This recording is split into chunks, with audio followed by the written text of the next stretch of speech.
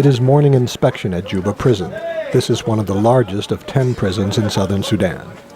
Some 900 men, women, and children are incarcerated in a facility built to hold 600.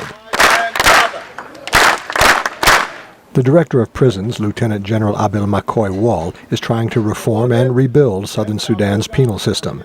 It virtually collapsed during the decades of conflict with the north. Nothing was existing when most of the prisons fell during the war, and people started to renovate the old ones, actually built in the colonial era, and they did not have any structures available.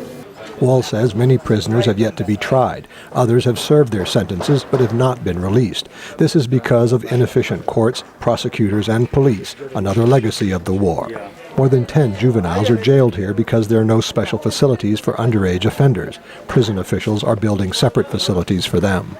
Women do have separate facilities at Juba prison, but they are kept with men at other prisons. There are many children. When they reach 2 years of age, they are supposed to leave and receive foster care outside.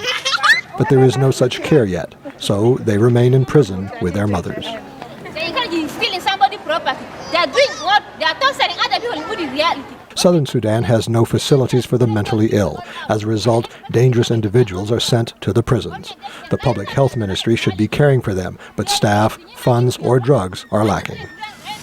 Prison officials with the United Nations and other donors are trying to rehabilitate the facilities. They are building a new kitchen and want to build a workshop so prisoners can learn a trade.